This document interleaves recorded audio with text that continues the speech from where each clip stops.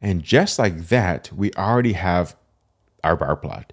And this is what's really nice about Plotly Express is that we can also handle some of the interactivity. So let's say we focus on the favorability of each of our elements. We can see that we can just double click this legend here, and that will select just the variable that we are double clicking. If we double click it again, it will bring all of these samples back on.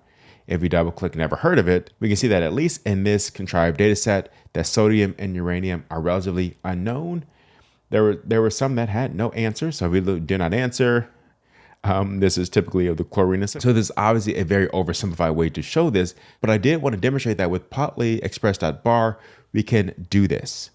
Now, if we were to say overlay, just change that up, we can, and it will automatically change the opacity. If we did not do that automatically, we can just say opacity equals and just set some value there if you wanted to do that. So let's go back to stack. Now we can change a few other things just while we're already looking at polyexpress.bar. We can change the template, which is essentially how the data is plotted, what colors are used. And we can set this to dark. We can use simple white, and we have lots of options. You can see that it changes the full colorway of the figure, but we do maintain the interactivity. We can also save this figure as a .ping file.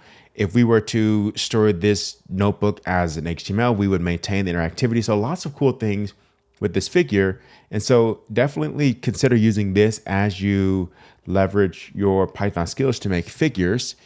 In the case, I will see you in the next video. Peace.